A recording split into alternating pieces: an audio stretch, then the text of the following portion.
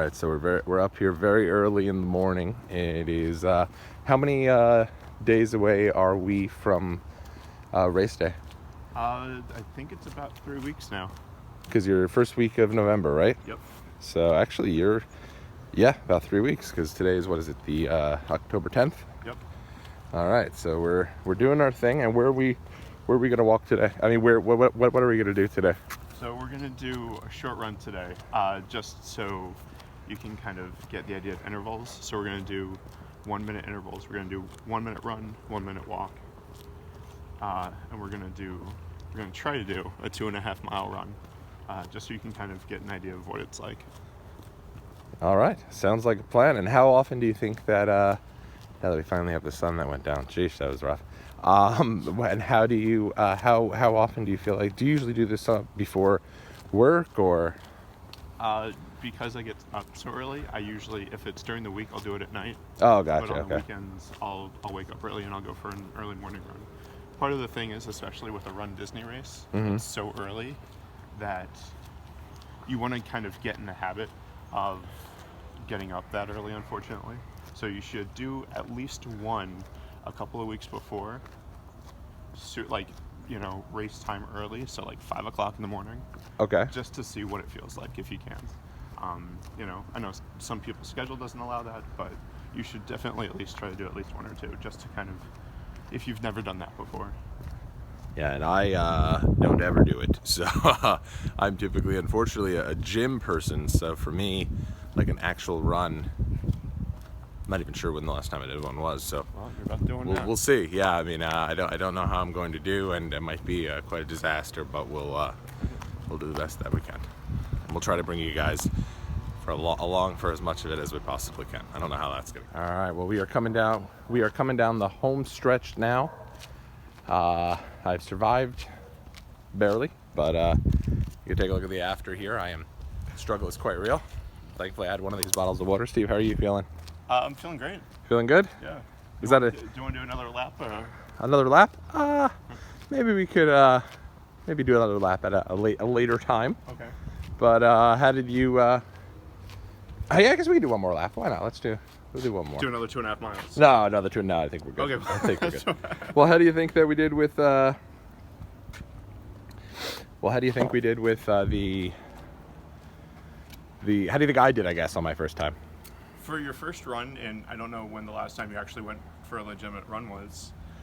Quite some time, I'm sure. I mean, you didn't do too bad. Struggled, but we made it through. We powered through. And so, how many? When you're typically preparing for an actual race, do you still do that intervals, or do you just run them the whole time? So when I do intervals, it's actually a 2-1. So I'll run for 2 minutes, walk for a minute, instead of doing the 1-1. Oh, okay, gotcha. So, and I'll typically do. Now I've kind of ramped it up because we are getting a little bit closer. So you kind of want to do one long run a week, and then your other ones you still want to increase the time your short runs are doing. So if you're doing like a 2 minute or a 2 mile run, as your like short run, you want to maybe increase that to, you do it gradually. So you do 2.5 mile run, and then a 3, and then a 4, and that kind of thing. So that your long run is also increasing in a similar ratio. Gotcha. So you're gonna do your long run, starting off at doing like a 5K, so like doing about 3 miles, and then you want to increase that to maybe 4 miles, and 5 miles, and then 6 miles, and then depending on what kind of race you're training for. I'm doing a 10K and a half marathon, so I want to kind of increase my longer run to be a little bit longer. So I'm gonna do maybe like finish with maybe a week and a half or so before the actual race. My long run is gonna be probably 10 miles. Oh, damn. And then you can scale it back a little bit just so you can kind of rest yourself and do any recovery or anything like that you need to do. And then probably 4 or 5 days before the 10K is going to be my last actual run, and that'll probably be about 4 miles. Gotcha. Well, let's we'll pick it up here in a second. All right. So as we come to you guys now, it is 3 days since we did our run. Yeah, I guess so. Yeah. 3 days since we did our run. I've survived. I'm still here, which is good. But I wanted to come with you guys, kind of to talk about a little bit about, I guess, what I was feeling after running really for the first time in a long time. And I'm somebody who goes to the gym, I'd say at least 4 or 5 times a week, and is very elliptical driven, because my back is pretty messed up. I have a spinal stenosis, so I am very kind of married to the elliptical. I go on the elliptical quite a bit, with the idea being to avoid any sort of impact from running and different things to that extent. So that was my first time running really in a while. I don't know like the last time I actually went like outside and went running. So it was. How did you think I did, Steve? I think for your first time really running in a long, long time, you did pretty well. I think that something that you need to work on a little bit more is your cardiovascular endurance. Okay. So I don't know exactly what it is when you're on the elliptical. Maybe you need to like amp up the resistance Could or be. something, because Could be. if you're on the elliptical for 30 to 45 minutes and you've been going for a while,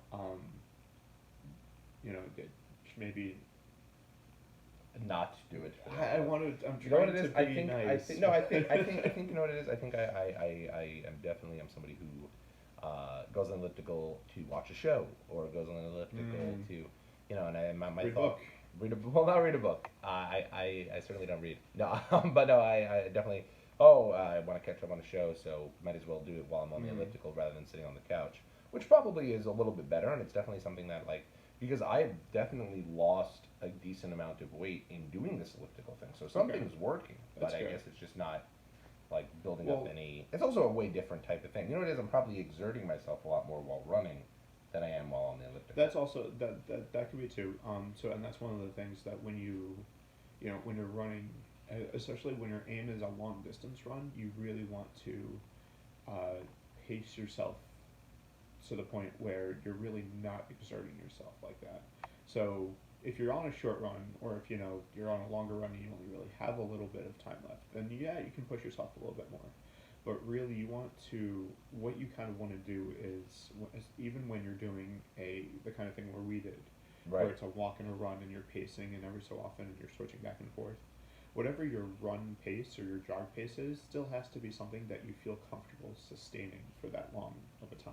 Right. So if you can't run for a minute at a certain pace, then you do have to scale it back and say, okay, if I'm, that's why I love my watch, because my It watch does it, right? it does that, but it also will tell you what kind of pace you're running at. It'll say you're running at a pace of a 9-minute mile right now, or a 10-minute mile, or whatever it is. So you can get it up to whatever you feel comfortable with doing and sustaining for that minute or however long it is, and then that way you're not burning yourself out in the first mile. Gotcha. Because that is something, especially for even for a 5K or especially for a 10K and beyond. A lot of people will try and at the beginning of the race they're like, oh, I feel good, I'm gonna run as fast as I can, and then burn out in the first mile or two, and then you're huffing and puffing and you're really struggling the rest of the race, which for some of these races can be a long time. Well, and it's funny because I did my wife's I Love Kickboxing class, and when I did that, it was one of these things where, like, during the 2-minute warm up, I was flying around, a million miles an hour, guns blazing, and I'm literally Yep. thinking in my head, Yep. I'm like, oh my God, is it possible that off the street I'm in the best shape of anyone in this class? And then after the 10-minute warm up, I'm sitting there and I'm like, wow, I'm so impressed by how well I'm doing. And then she's like, all right, let's start the workout. And then that was it. It was the worst hour of my entire life. It was terrible. So. And then you're probably looking around going, oh, what are these people half-assed and everything? Oh yeah, exactly. But they were just smart. They were pacing themselves. And I'd say probably the hardest part for me, in recovery, I was worried about my back, but it was actually my calves. I mean, obviously, I think in not stretching, I may have done myself a disservice because I always have trouble with my calves whenever I do even like the treadmill, whatever. So I think I definitely, I think I woke up a little later than we had planned that day, and so I was ready to just hit the ground running. And in terms of not having my calves up to speed, it was definitely tough. I mean, typically I don't stretch before a run. I'll warm up by doing a few, different like warm up things, like walking a little bit, running a little bit, kind of to warm yourself up. But as far as stretching, that's definitely something that you do want to do after the workout. I've seen kind of suggestions on both sides about the good and bad about stretching before a race or before a run. But you definitely want to stretch afterwards, because that's when your muscles really you kind of need to calm them down, and you need to really kind of just bring them back to normal. Because if you go straight from running to just not running and just go, kind of on with your day, you're really gonna feel it afterwards. There you go. So I guess here now we're as we come today. Today is October 13th, so we're less than 1 month from the actual race, right? Yeah. You're November 2nd, is it? Yes, November 2nd and November 3rd, I believe. Awesome. So what are you looking most forward to? I guess as you are getting what is your plan in motion as you get set for this final month here of training for the what is it, the food and wine half marathon? Yeah, so it's the Wine and Dine half. So it's the 2 course challenge is the one that I'm doing with the 10K and the half marathon. I'm really trying to ramp up my distances now, because I've kind of got my speed for like the first 3-4 miles, and maybe a little bit further. I did actually a 10K. I did about 6 miles a couple of weeks ago, and I was right where I want to be for that. So I've kind of gotten it where my speed is down, and I need to really work on distance a little bit more, because most of my runs right now have been hovering around a 4 or a 5 mile mark. So I want to stretch that out a little bit, and maybe that's going to transition to my short run, and then my long run is going to be my 6 or maybe even a 7 mile run. They kind of say if you're training and you really have your 10K routine really solidly down, your half marathon will be fine. But that's kind of to take that next step is kind of where I am right now. So the next 2.5 weeks, I'm going to be ramping that up, and then probably at least about a week or so beforehand, I'm going to scale it back just a little bit, just so you're not overexerting. I'm not overexerting myself, and so that I can kind of save a lot of that energy and stuff for those 2 races. And while also in the process, I'm kind of slowly amping up my carb intake and that kind of thing, just so you kind of have that store of energy. It's not something where you really want to carbo load the morning or even sometimes even the night before. You kind of want to start that while you're training and while you're really ramping it up, so that your body has that fuel to feed on.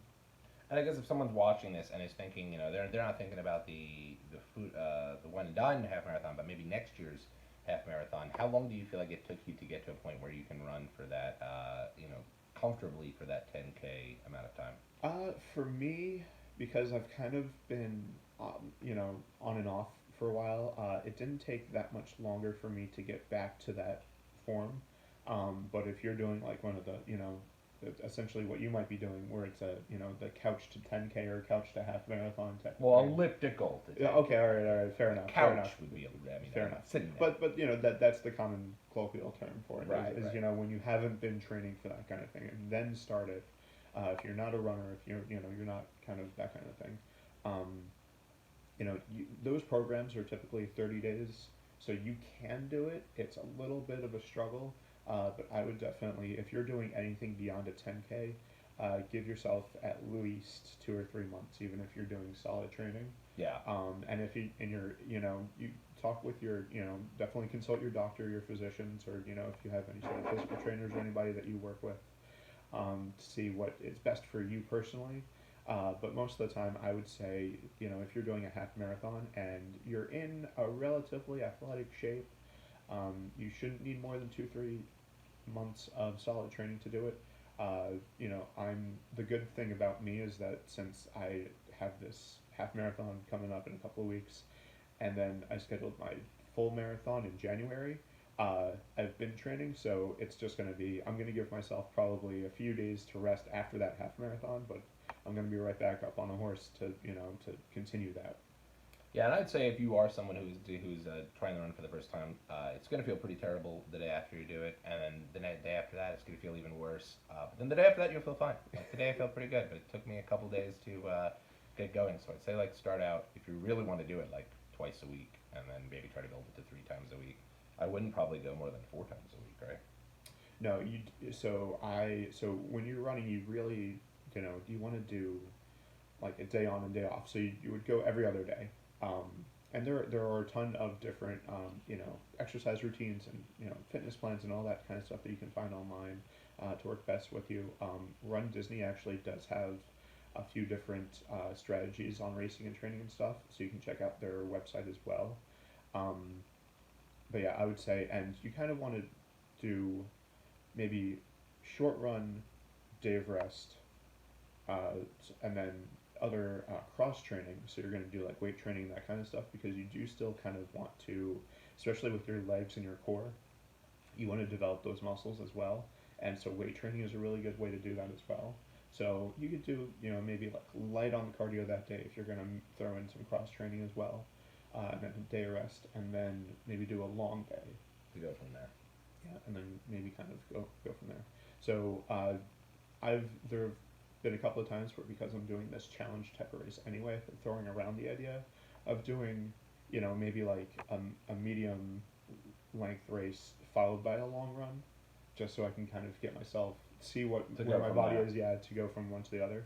But when I did my 10K the other day, I felt fine the next day, so I'm feeling confident that if I keep this up, and I don't, I've had a couple of times where after a race I've kind of fallen off and just not bothered to run or go to the gym for a while. Right. So, the important thing here is to keep at it, and to, to keep your level of physical activity high. This week has been great for me, Right. because of all the walking that we've done. Right, that's very so true. I haven't, our run is the only one that I've done the past few days. Maybe I'll do another one tomorrow or Tuesday, we'll see. But I think the exercise that we've been doing has been okay. Yeah, I mean, we've been doing like 20,000 steps a day. It's been Yeah. It's been crazy. I mean, just go to the theme parks and also keep yourself busy. Like, I think we've had like a good breakfast and then like totally forgotten about eating until like the end of the day just because we've been so busy. So, but that is going to do it here. If you guys do have any questions, make sure you leave them in the comment section below. Steve will come back and answer them here on the channel here as he continues to ramp up his preparation for the half marathon. But I had a good time. But I enjoyed the run there. Yeah. So it was good times, and keep it locked right here to Disney 101 for more Disney 101 stuff and more fun stuff along the way. Until next time, everybody. We'll catch you in a bit.